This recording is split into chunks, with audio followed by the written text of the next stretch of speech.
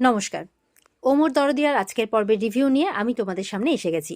তোমাদের সবাইকে বাংলা সিরিয়াল সমাচারে অনেক অনেক স্বাগত জানিয়ে আজকের পর্বের রিভিউ আমি শুরু করছি। শুরুতেই দেখা যাচ্ছে যে মৌলিকে বিয়ের জন্য চাপ দিচ্ছে ওর দাদাই, কিন্তু সে কিছুতেই বিয়ে করবে না। আবার শর্ত দিচ্ছে যদি বিয়ে করে তাহলে সে তার পছন্দ মতো ছেলেকেই বিয়ে করবে আর নিজের ইচ্ছেতেই বিয়ে করবে আর নিজের সময় মতো বিয়ে করবে। তো এবার বুদ্ধি করে এবার এআই জেনারেটেড একটা ছবি দেখিয়ে বাড়ির সবাইকে বলে যে এই ছেলেটাকে আমি ভালোবাসি আর আমি বিয়ে করলে একেই করব। তো এবার মৌলিকে হেন তেন প্রকারে বিয়ে দেবে ওর দাদাই। তখন বলছে ঠিক আছে, তাহলে খুব তাড়াতাড়ি, মানে শুভ কাজ ফেলে রাখতে নেই, খুব তাড়াতাড়ি ওই ছেলেটার সাথে তার পরিবারের সাথে তুমি আমার দেখা করাও, আমরা খুব তাড়াতাড়ি তোমার বিয়ের ব্যবস্থা করব। মৌলি মনে মনে বলছে কোনো রকমভাবে ছবি তো দেখিয়ে দিলাম, তো এবার নিয়ে আনবো কোথার থেকে? সেসব না হয় পরে দেখা যাবে, কাউকে একজনকে ধরে বেঁধে বিয়ে করে নেব, কারণ সম্পত্তি আমার চাই। আর এদিকে আগে আমি বাণীকে দেখি, এমনটা মনে মনে বলছে। তো সবাই তখন ঘর থেকে চলে যায়। এবার মৌলির ঠাম্মি কিন্তু ঘর থেকে যায়নি। সে বলছে যে এত তাড়াতাড়ি তুমি অনিরুদ্ধকে ভুলে অন্য কোনো ছেলেকে তুমি ভালোবাসবে, এমন মেয়ে তো তুমি নও। তো কি চলছে মাথার মধ্যে আমাকে বলো দেখি। তখন বলছে যে হ্যাঁ গ্র্যান্ড মাম্মি, আমি তো তোমাকে বলবোই, তোমাকে না বলে কি আমি থাকতে পারি? তো আপাতত জেনে রাখো যে যে শেষ থেকে শুরু করব, বিয়েও করব, আবার সম্পত্তিও নেব। তো এরপরেই দেখা যাচ্ছে ওদিকে নকুলকে বাড়ি নিয়ে যাবে। তো ওর ওয়াইফ আর ছেলের বউ এসেছে, তারা বাড়ি নিয়ে যাবে। তো তখন বাণী সেখানে গেছে, যে বলছে যে নকুল কাকা এখন কেমন লাগছে শরীর। তো বাণীকে দেখেই কিন্তু নকুলের সমানে ওই বাণীর মুখোশ পরে তাকে যে মারছিল সেই দৃশ্যগুলো মনে পড়ছে, চোখের সামনে ভেসে উঠছে। আর কিছু বলার চেষ্টা করছে কিন্তু পারছে না, শুধু উত্তর উত্তর বলে যাচ্ছে বাণীর দিকে তাকিয়ে। তো সবাই বলছে উত্তর উত্তর কি, তুমি কি কিছু বলতে চাইছো? ঠিক সেই সময় সেখানে মৌলি আর তার গ্র্যান্ডমামি আসে। তো এসে তখন দেখছে যে কিছু বলার চেষ্টা করছে। তো ওর মাও বলছে, মানে মৌলির ঠাম্মিও বলছে যে তুই কি কিছু বলার চেষ্টা করছিস, বল আমাকে, বল আমাকে বল। কিন্তু ওর মাকে দেখে চুপ করে আছে, কিছু বলছে না। তখন মৌলি ভাবছে যে যদি আবার বাই চান্স কিছু মনে পড়ে যায়, কিছু বলে দেয়, কোনো ইঙ্গিতও দিয়ে দেয়, তো সে তো ফেঁসে যাবে। তাই বলছে যে ঠাম্মি এখন কোনো কিছু করতে হবে না, ছেড়ে দাও, শুধু শুধু ওনার ব্রেনে প্রেশার পড়বে। তো ঠাম্মিও তো খুব বোকা মানুষ নন, তিনি তো পরিষ্কারই বুঝতে পারছেন যে কিছু না কিছু ব্যাপার অবশ্যই আছে। তো এবার যখন নকুলকে বাড়ি নিয়ে যাচ্ছে তখন বলছে দাঁড়াও, নকুল তোমাদের সাথে তোমাদের বাড়ি যাবে না, নকুল আমার সাথে ও বাড়ি যাবে। তো এটা শুনে তখন নকুলের ওয়াইফ বলছে যে ওই বাড়িতে যদি কেউ মেনে না নেয়, যদি আপত্তি করে, বলছে কে আপত্তি করবে, আমি কথা বলবো মৌলি দাদাইয়ের সাথে। তো মৌলি বলছে অসম্ভব, দাদাই মেনে নেবে না। বলে কেন মেনে নেবে না, ওটা তো আমারও বাড়ি, আর আমি আমার ছেলেকে নিয়ে, ছেলের বউকে নিয়ে ওখানেই উঠবো, দেখি আমাকে কে আটকায়। আমি এই অবস্থায় আমার ছেলেকে ছেড়ে এক দণ্ড কোথাও থাকবো না। তাছাড়া আমাদের ওখানে দেখাশোনার লোক আছে, অনেকগুলো গাড়ি আছে, সুবিধা অসুবিধা এমার্জেন্সিতে চট করে পৌঁছানো যাবে, যদি কোনো এমার্জেন্সি আসে হসপিটাল মানে ডাক্তারের কাছে নিয়ে আসা যাবে। কিন্তু ওদের ওখানে কি আছে, কিছুই তো নেই, শুধু নমিতা একা আছে আর বাচ্চা বাচ্চা দুটো ছেলে মেয়ে। তো তারা কি করে সামলাতে পারবে সবটা? বাড়ি তখন বলছে ঠাম্মি কিন্তু কথাটা ঠিক বলছে না। তো তখন নকুলের ওয়াইফ বলছে যে কিন্তু, বলে কোনো কিন্তু করে লাভ নেই, আপনি ঠান্ডা মাথায় ভেবে দেখুন যে ঠাম্মি নিজে এসছেন নিতে, তো যাওয়াটাই ঠিক হবে। তখন অন্তরা বলছে তুমি যাবে না? তো বাণী তো চুপ করে আছে। তো বলছে অন্তত আমাদের ছাড়তে চলো, কারণ তোমাকে দেখে অন্তত বাবা কিছু বলার চেষ্টা করছে। তো এই বলে এবার ওরা সবাই মিলে বাড়িতে ছাড়তে যাবে আর কি। আর এদিকে মৌরি তো রেগে যাচ্ছে যে গ্র্যান্ড মমি এটা কি করলো, নিজের হাতে টাইম বোম নিয়ে যাচ্ছে ওই বাড়িতে, হঠাৎ যদি স্মৃতি ফিরে চলে আসে তাহলে তো সব কিছু শেষ হয়ে যাবে। তো এবার ঠাম্মি কিন্তু তার ছেলেকে বাড়িতে নিয়ে চলে এসেছে। তো সবাই বেরিয়ে এসছে, সবার আগে তো দাদু বেরিয়ে এসছে, এসে বলছে কি ব্যাপার, ওরা এখানে কেন? বাণীকে দেখে বলছে বাবা বাণীও এসছে, তা কি দরকারে শুনি আবার এই বাড়িতে? তো বাণী বলছে যে না, আমি আসলে ওদেরকে পৌঁছতে এসেছি, তো এক্ষুনি চলে যাব। তখন বলছে পৌঁছতে এসছো মানে কি ব্যাপার? নয়নতারাকে জিজ্ঞাসা করছে কি ব্যাপার। নয়নতারা বলছে একদম ঠিক কথাই বলছে, আজ থেকে আমার ছেলে এখানেই থাকবে, এই বাড়িতে। তখন এটা শুনে তো দাদাই বলছে না না অসম্ভব, এটা কিছুতেই হতে পারে না, এটা কোনো মতেই হতে পারে না। তখন বলছে যে আমার ছেলেকে আমি এই অবস্থায় একা ছাড়তে পারবো না, এতদিন তো আমি কোনো কিছু বলিনি, এখন ওকে এই অবস্থায় আমি কিছুতেই একা ছাড়তে পারবো না, ও আমার সাথে এই বাড়িতেই থাকবে। তো বলছে না অসম্ভব, হতেই পারে না। বলছে যতদিন অসুস্থ ততদিন অন্তত পক্ষে এই বাড়িতে থাকবে। বলে না, ও এখন কতদিনের জন্য অসুস্থ, কবে ঠিক হবে না হবে, অনির্দিষ্টকালের জন্য হলে তার মানে তো এই নয় যে এই বাড়িতে এসে জাঁকিয়ে বসবে। এই কথাটা শুনে কিন্তু নমিতা কাঁদতে শুরু করে। তখন বলছে যে, তখন দাদু আবার ক্ষমা চাইছে যে সরি আমি এইভাবে কথাটা বলতে চাইনি, কিন্তু কথাটা তো সত্যি।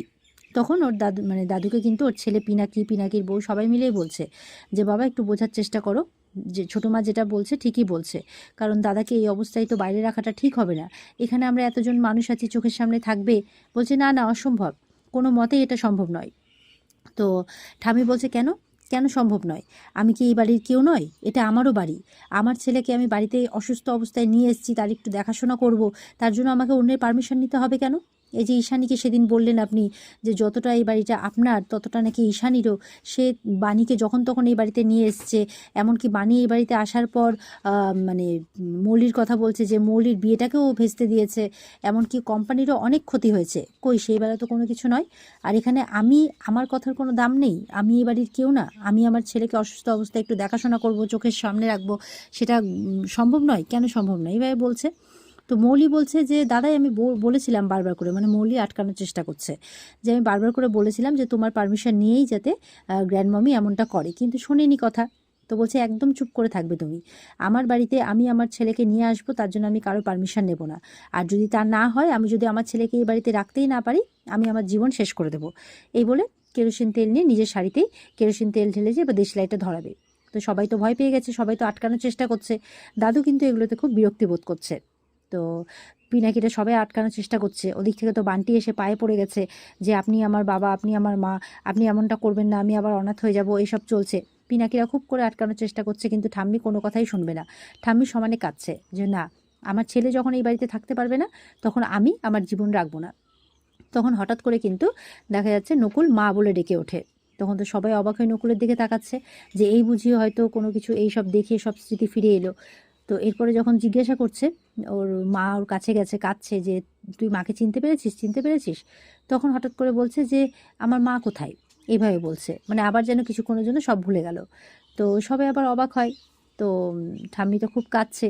তখন সবার কাছে জনে জনে যাচ্ছে, বাণীর কাছে যাচ্ছে, মৌলির কাছে যাচ্ছে, মৌলির বাবা মায়ের কাছে যাচ্ছে। মৌলির বাবা মা তো খুব কাঁদছে, বিশেষ করে ঈশানী। পিনাকিরও খারাপ লাগছে, ঈশানীও কাঁদছে। এরপরে দাদুর কাছে গেছে, একটা কৌটো দিয়ে বলছে এটা মোবাইল, হ্যান ত্যান এইভাবে বলছে। তো তখন দাদুর তো বিরক্তি বোধ হচ্ছে। তখন বলছে ঠাম্মি যে দেখছো, এই অবস্থায় ছেলেটাকে আমি রাস্তায় ফেলে দেবো, রাস্তায় ফেলে দেবো? ঈশানী তো কাঁদছে খুব। ঈশানী বলছে দাদা আপনার কি হয়েছে, আপনার কি হয়েছে, এভাবে বলছে। তো নকুলের বউও কাঁদছে। তো বলছে এই অবস্থায় আমি ছেলেটাকে ফেলে দেবো, আমি কিছুতেই না। তখন এইসব সহ্য করে, মানে আর এইসব সহ্য করতে পারছে না দাদু, তখন বলছে ঠিক আছে, তাহলে যতদিন অসুস্থ, মানে সুস্থ না হচ্ছে ঠিক ততদিনই থাকবে। সুস্থ হওয়ার পর একদিনও কিন্তু এই বাড়িতে থাকবে না। পরে এমনটা না হয় এই বাড়িতে জাকিয়ে বসছে আর এই বাড়ির সম্পত্তি দাবি করছে, আমি কিন্তু সেটা মেনে নেব না। এই বলে দাদু কিন্তু সেখান থেকে চলে যায়। তো এরপরেই তখন ঈশানী বলছে যে আমি গেস্ট হাউসটা খুলে দিচ্ছি, যাও তোমরা এই বাড়িতেই থাকবে, গেস্ট হাউসেই থাকবে। তো এই বলে ওরা ওখানে চলে যায়। আর এরপরে যখন বাণী চলে যাচ্ছে, তখন বাণীকে ডেকে বলছে যে বাণী জিজ্ঞাসা করছে যে সাথী কেমন আছে, অনিরুদ্ধ কেমন আছে, সবার কথা জিজ্ঞাসা করছে। তারপর বলছে কাঁদতে কাঁদতে যে তোমাকে একটা দায়িত্ব দেবো বলে আমি তোমাকে দাঁড় করালাম। আসলে বাবা একটু নারকোল নাড়ু খেতে চেয়েছেন। তো আমি এত রান্না করতে পারি, কিন্তু ওই নারকোল গুড় চিনি এটার পাকটা কিভাবে দিতে হয়, কতটা দিতে হয়, সেটা আমার জানা নেই। তো তুমি যদি কেজি খানেক আমাকে ওই নারকোল নাড়ু বানিয়ে দাও, আমি টাকা নিয়ে আসছি। তখন যখন যাচ্ছে, তখন বাণী কিন্তু হাতটা ধরে নেয়। বলছে যে দাদু নারকেল নাড়ু খেতে চেয়েছেন, আপনি মা, একজন মা, মানে আপনি মা হয়ে মেয়েকে এত বড় দায়িত্ব দিচ্ছেন, তো মেয়ে কি মায়ের কাছ থেকে দাম নেবে? একদমই না।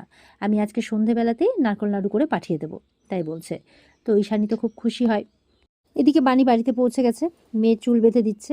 তখন বলছে মেয়ে মাকে যে দেখো আজকের কম্পিটিশনটা তুমি আর বাবাই জিতবে। বলছে তাই? বলে হ্যাঁ, কারণ তুমি তো ওয়ার্ল্ডের সবচেয়ে বেস্ট রান্না করো, আর তোমার আর বাবার টিমটা হচ্ছে বেস্ট টিম। তারপর ওর গলাতে যে লকেটটা পরিয়ে দিয়েছিল ওর বাবা, তো বলছে এই লকেটটা তুমি পরো, দেখবে তোমরা ঠিক জিতবে। তো আসলে লাকি চ্যাম্প হিসেবে কাজ করবে, তাই বলছে।